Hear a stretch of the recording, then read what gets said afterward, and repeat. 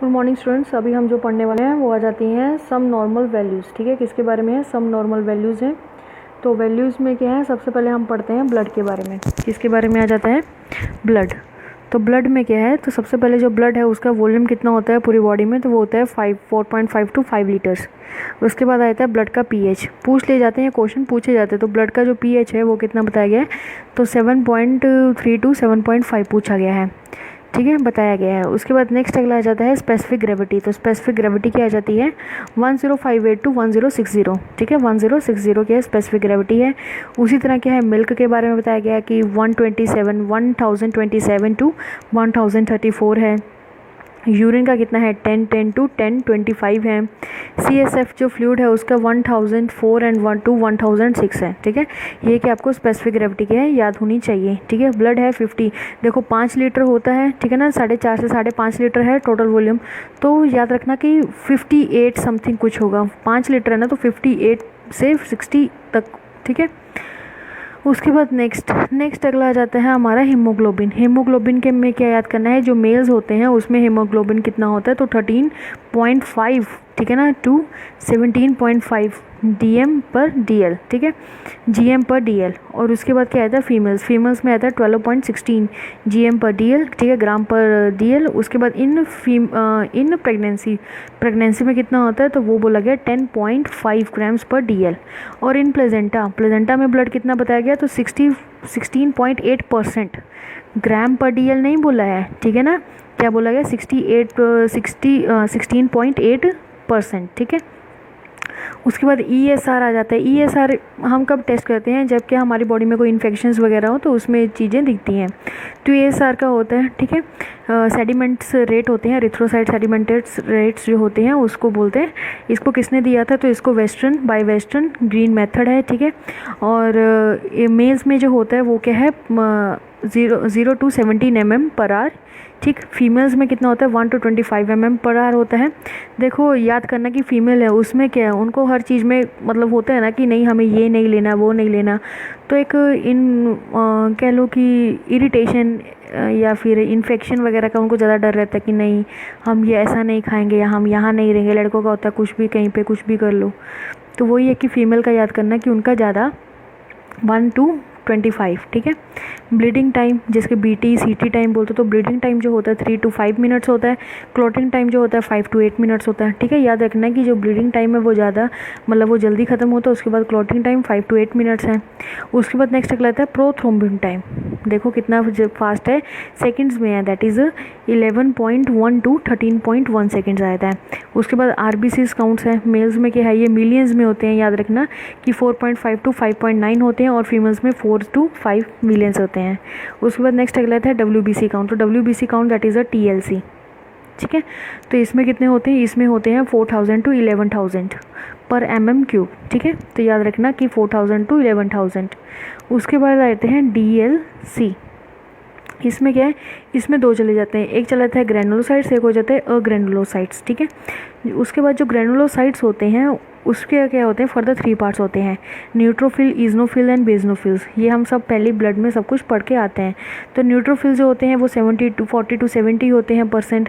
Eosinophil 0 to 8 होते हैं। बेजनोफिल 0 to 3%। अब देखो कोई बेस में होगा तो बेस उसका क्या कम ही रहेगा। ठीक है ना, बेस मतलब लोअर होता है तो 0 टू 3 आ गया। ईजनो है तो ईगो रहेगी इंसान में तो वो ज़्यादा रहेगा, दैट इज़ 0 टू 8 रहेगा। जिसके पास न्यूट्रिशन है हर चीज़ का, वो न्यूट्रल है, ऐसे न्यूट्रिशन मत याद करना, न्यूट्रल याद कर लेना। तो जो न्यूट्रोफिल्स है तो उसका कितना आ जाएगा, 40 टू 70%। ठीक है, ये हो गया। उसके बाद नेक्स्ट अगला आता है एग्रेनुलोसाइट्स। उसमें आता है मोनोसाइट एंड लिम्फोसाइट्स। ठीक है, मोनोसाइट मतलब अकेला है, मोनो होता है, पोली होता है, तो मोनो अकेला तो 4 टू 11। ठीक है, और लेकिन जो लिम्फोसाइट जो है, अब लिम्फोपोली ऐसे याद कर लेना, तो उसका कितना है, 20 टू 44। ठीक है, डबल हो गया ना एक तरह से। उसके बाद आता है शुगर। जब हम डायबिटिक वगैरह जो चेक करते हैं वो आ जाते हैं, एक आ जाता है ब्लड शुगर, एक आता है फास्टिंग, एक आ जाता है पोस्ट पेरिडियन। ठीक है, मतलब फास्टिंग मीन्स आ जाता है कि खाना खाने से पहले हम सुबह क्या खाली पेट चेक करवा रहे हैं, तो 70 टू 110 mg ठीक है ना, परसेंट बताया गया है। और पोस्ट पेरिडियल जो होता है खाना खाने के बाद का टाइम का होता है, उसमें क्या 110 to 160 mg आता है, ठीक है। एक होता है प्लाज्मा ग्लूकोज, क्या होता है प्लाज्मा ग्लूकोज, ठीक है ना। उन्होंने बोला कि उसमें जो फास्टिंग रहेगी, अगर कोई फास्टिंग करके आया है तो उसमें कितना रहेगा, तो उसमें 75 to 115, ठीक है ना, mg/dl रहता है। और जो हम चेक करते हैं और पोस्ट पेरिडियन में हो जाए तो उसमें क्या है लेस देन 125 mg/dl होना चाहिए, ठीक है। कितना होना चाहिए mg for 125। अगर क्या है मोर देन 125 mg/dl रहता है तो उसको क्या मान लेते हैं डायबिटिक मेलाइटस, क्या मान लेते हैं डायबिटिक मेलाइटस। उसके बाद नेक्स्ट अगला आता है ग्लाइकोसाइलेट HB। तो इसमें कितना बोला गया, तो उन्होंने बोला गया कि 3.8 to 6.4% of the total HB। उसके बाद प्लेटलेट्स काउंट बताए गए हैं, ठीक है। ऊपर हमने पढ़ लिए थे RBCs पढ़ लिया था, WBCs पढ़ लिया था, अब आ जाते हैं प्लेटलेट्स। तो प्लेटलेट्स में कौन से बोलेंगे तो 1 to 4 lakhs, ठीक है ना, पर mm³, ठीक। उसके बाद हेमोक्रिट जो वैल्यू बताई गई है, मेल में है 41 to 53 एंड फीमेल में 36 to 46 बताई गई है। अब जब हम ब्लड का पढ़ते तो उसमें एक आते हैं ना PCV, MCH, MCV, MCHC, वो है। तो PCV क्या होता है, that is a packed cell volume, 45% होते हैं, नॉर्मल ये है। उसके बाद MCH 26 to 34 pg/cells, ठीक है, मीन्स कॉर्पुस्कुलर हेमोग्लोबिन है। उसके बाद वो वॉल्यूम बन जाएगा और ये क्या है कंसंट्रेशन आया था सबसे लास्ट वाला। इसकी वैल्यू दी हुई है 80 to 100 आ जाता है, 31 to 337 पर 100 ml, ठीक है। एक्चुअली क्या है ये सब याद करने वाला मटेरियल है, इसमें कुछ ऐसी चीज़ नहीं है कि जो आपको समझानी पड़े, ठीक है। उसके बाद एक चीज़ होती है रेटिनोग्लूकोसाइड्स काउंट। ये क्या होते हैं, ये वो होते हैं जब क्या होते हैं जो RBCs होते हैं ना वो इमेच्योर होते हैं, ठीक है। वो काउंट के बारे में बताया गया, तो 5 to 2.5 RBCs%, ठीक है। उसके बाद ब्लड यूरिया क्या होता है, एक तरह से हमने देखना है कि जो उसमें नाइट्रोजन कितना है, नाइट्रोजन कितना प्रेजेंट है, ठीक है, वो हम इसमें चेक करते हैं ब्लड यूरिया में। तभी बोला गया है BUN blood urea nitrogen. Test का पूरा नाम ये होता है। 15 to 40, ठीक है ना, mg/m% होता है। सीरम अमाइलेज, ठीक है ना, सीरम अमाइलेज इसमें क्या होता है, इसमें एंजाइम्स का देखा जाता है कि पैनक्रियाज और जो स्लाइवा ग्लैंड है वो कितना क्या है क्रिएट कर रहे हैं। तो 60 to 180 यूनिट पर लीटर, ठीक है, 60 to 180 यूनिट पर लीटर। उसके बाद सीरम कोलेस्ट्रॉल। अब हम कोलेस्ट्रॉल की बात करेंगे, उसमें क्या आ जाता है, एक तो हाई डेंसिटी लिपिड्स आ जाते हैं, एक लो डेंसिटी लिपिड्स आ जाते हैं। जो लो डेंसिटी लिपिड्स आ जाते हैं वो बोलेंगे हैं लेस देन 100 mg/dl। याद रखना कि जो सीरम कोलेस्ट्रॉल है, टोटल जो कोलेस्ट्रॉल है वो कितना बताया गया है, तो less than 200 mg/dl, it's normal. LDL जो होता है लो डेंसिटी, ठीक है ना, उसमें कितना होता है, उसमें बताया गया लेस देन 100 ml/dl। और जो होता है HDL उसमें कितना होता है, जो कि हाई डेंसिटी होता है वो अच्छा माना गया HDL, तो 40 to 60 mg/dl होता है। यूरिक एसिड ब्लड में हम देखते हैं कि यूरिक एसिड कितना है, तो मेल्स में होता है कि 2.5 to 8 mg/dl और फीमेल्स में होता है 1.5 to 6 mg/dl। उसके बाद आता है टोटल प्रोटीन। तो टोटल जो प्रोटीन है वो कितना बताया गया है, तो उन्होंने बोला गया कि 5.5 to 8 grams/dl। क्या है grams/dl। जो टोटल प्रोटीन है वो ग्राम्स में रहता है। जो प्रोटीन है उसके दो पार्ट्स इन्होंने बता दिए गए, एक होता है एल्ब्यूमिन, एक होता है ग्लोबुलिन। एक्चुअली जो एल्ब्यूमिन है उसमें बोल दिया गया कि 3.5 to 5.5 होता है और ग्लोबुलिन कितना होता है, दैट इज़ 2 to 3.5 ग्राम्स। अब अगर हम इसको टोटल काउंट करते हैं 3.5 + 2, ठीक है ना, ऊपर नीचे को अगर हम काउंट करते हैं इसको तो कितना बनता है 5.5 बनता है, और 5.5 + 3.5 को काउंट करेंगे तो कितना बन जाता है, टोटल 8 बन जाता है, ठीक है। इसलिए टोटल इन्होंने बोल दिया 5.5 to 8। आगे जाके उन्होंने क्या डिफ्रेंसिएशन कर दिया। सीरम LDH अगर काउंट करेंगे तो 100 to 190 यूनिट पर लीटर आता है। एल्कलाइन फॉस्फेट ये भी लीवर के लिए किया जाता है, 30 to 120 यूनिट्स पर लीटर आ जाता है। उसके बाद क्रेटिनिन तो सबको ही पता है, ठीक है ना, किडनी जब अपना काम करना ठीक से करती है नहीं करती है वो सारी चीज़ें हैं, तो 0.5 to 1.5 mg/dl आ जाता है, ठीक है। उसके बाद नेक्स्ट आता है सीरम ट्राइग्लिसराइड्स। तो ट्राइग्लिसराइड्स जो होते हैं उसमें 80 to 150 mg/dl है, ठीक है ना, वही आ जाएगा। वहाँ पर सीरम कोलेस्ट्रॉल है, वही ट्राइग्लिसराइड्स, जिसमें क्या है लिपिड्स जो होते हैं वो स्टोर होते हैं, उसको ट्राइग्लिसराइड्स बोल देते हैं। टोटल लिपिड्स कितने बोले गए हैं, तो इन्होंने बोला गया टोटल लिपिड्स का 350 to 800 mg/dl बोला गया। उसके बाद सीरम पोटाशियम, ठीक है ना, पोटाशियम आ जाएगा, सोडियम, तो सोडियम में उन्होंने बोल दिया कि 136 to 145। अगर पोटाशियम की बात करेंगे तो 3 to 5। उसके मैग्नीशियम की बात करेंगे तो 2 to 3। आयरन की बात करेंगे तो 30 to 160। उसके बाद फेरेटिनिन, फेरेटिटाइन जो होता है, ठीक है, आयरन का ही पार्ट होता है, उसमें कितना होता है 30 to 300 mg, और फीमेल्स में कितना होता है 10 to 200, ठीक है। आयरन बाइंडिंग कैपेसिटी, एक होता है iron binding capacity, iron binding capacity कितना होता है 200 to 228 to 428। सीरम जो क्लोराइड होता है, ठीक है, क्लोराइड आ गया, कैल्शियम आ गया, सीरम क्लोराइड, सीरम कैल्शियम। तो क्लोराइड कितना होता है 98 to 106, और जो कैल्शियम है वो आ जाता है 9 to 10.5। ये सब आपको याद ही करने पड़ेंगे, ठीक है। जो एक आता है एल्युमिनियम, तो वो कितना है 40 to 80 ml पर DL। क्रिटॉन्स बॉडीज़ क्या होती हैं, दैट इज़ 0.7 to 1.5 mg पर 100 ml, ठीक है। ये चीज़ें क्या हैं बताई गई हैं। नेक्स्ट जो आ जाता है वो बिलीरुबिन आ जाता है। जैसे कि हम जॉन्डिस होता है तो जॉन्डिस में आता है ना बिलीरुबिन चेक करना है, तो याद रखना कि जो टोटल होता है, टोटल कितना होता है 0.3 to 1.1 mg, ठीक है। अब इसको कैसे कहते हैं, जो डायरेक्ट होता है वो होता है 0.2 to 0.3 mg पर DL।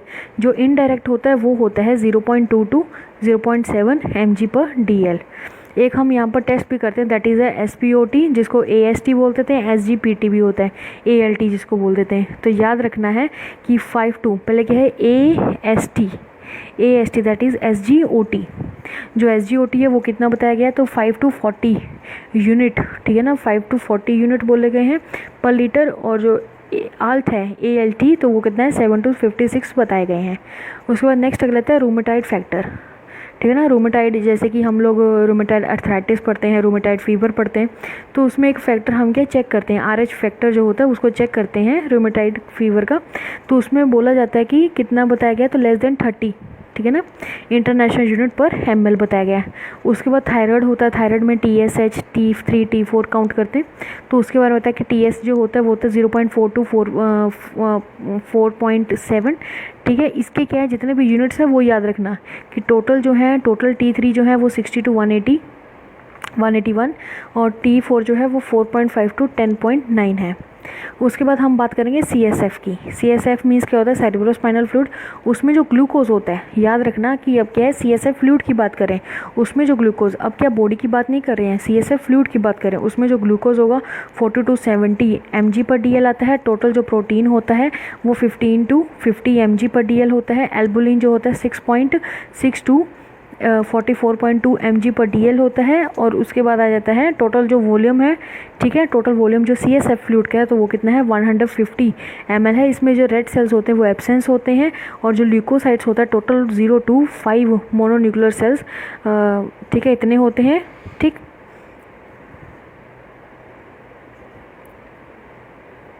ये डिफरेंशियल बताए हुए हैं डायग्नोसिस। तो याद रखना कि लिम्फोसाइट जो है वो 60 to 70 हैं बताए हुए, ठीक। मोनोसाइट जो है वो 30 to 50 हैं, और न्यूट्रोफिल्स इसमें भी एब्सेंट ही बताए गए हैं। अब इसमें ये चीज़ें भी इंपॉर्टेंट हैं, पूछी जाती हैं, ये काफ़ी एक है। इसमें जो गैस्ट्रिक जूसेस जो वॉल्यूम है, ठीक है ना, जो हमारे होती है ना गैस्ट्रिक जूसेस, तो वो 24 आवर्स में कितनी होती हैं, तो वो कितना सिक्रीट होता है, तो 2 to 3 लीटर सिक्रीट होता है। इसका pH कितना होता है, तो देखो कितना एसिडिक है, तो 1.6 to 1.8 एसिडिक है, ठीक है। उसके बाद GFR रेट, ठीक है, हाँ ना, GFR रेट, तो ये क्या है, that is a glomerular filtration rate है, तो ऑफ यूरिन, तो कितना आ जाता है 180 लीटर पर डे। कितना बोला गया 180 लीटर्स, टू मच, ठीक है ना, 180 लीटर्स पर डे। और इतने इन्होंने बोला कि कितना इन्होंने बोला गया, तो पर मिनट के हिसाब से अगर देखा जाए 125 ml पर मिनट, ठीक है, इतना क्या है वो रेट निकालता है, ठीक है। उसके बाद सीरम, उसके बाद सेमिनल फ्लूइड। सेमिनल फ्लूइड में क्या बोला है कि जो इसका लिक्विफिकेशन होता है वो कब होता है, तो विदिन 20 मिनट्स में हो जाता है। उसके बाद जो स्पर्म है उसकी जो मॉर्फोलॉजिकल है, तो उन्होंने बताया है कि मोर देन 70% क्या होते हैं नॉर्मल मेच्योर स्पर्मेटोजोआ। मतलब क्या होता है कि नॉर्मली होता है, 70% जितने भी स्पर्मेटोजोआ होते हैं वो नॉर्मली होते हैं। इसकी जो मोर्टेलिटी बताई है वो बताई गई है कि स्पर्म्स की मोर्टेलिटी क्या है, मैंने बोला कि मोर देन जो 60% है वो मोर्टेलिटी उनकी ठीक है। उसके बाद इनका pH बताया गया, तो pH एज अ कि एक नॉर्मल है, बताया गया कि मोर देन 7.0, ठीक है, एवरेज 7.7 बताई गई है, ठीक है। और जो स्पर्म्स का काउंट है उसमें बताया गया है कि 60 to 150 मिलियन पर ml है। और उसकी अगर वॉल्यूम की बात करेंगे कि कितना उसका कंटेंट रहता है तो 1.5 to 5.0 ml। कितना है? 1.5 to 5.0 क्या है? ml है। इस तरह क्या है जो आपकी वैल्यूज़ हैं वो क्या ख़त्म होती हैं, ठीक है। इसमें वैल्यूज़ जो है उसमें क्या है आपको जस्ट पढ़ना है। इसके जो पीछे MGDL है उसका क्या है, रट्टा नहीं लगाना है, रटना नहीं है, सिर्फ क्या करना है आपको एक ध्यान रखना है कि यहाँ के कौन सी MG में है, कौन सी ग्राम में है, ठीक है, कौन सा प्रेशर है। और पता लगे कि आप प्रेशर में ग्राम्स और ग्राम्स में प्रेशर ऐसे करके डाल रहे हैं तो उस चीज़ का थोड़ा सा आपको क्या है ध्यान रखना है, ठीक है। ये जो टॉपिक था हमारा जो नॉर्मल वैल्यूज़ का वो हमारा ख़त्म होता है। अब हम नेक्स्ट स्टेप की तरफ आगे चलते हैं।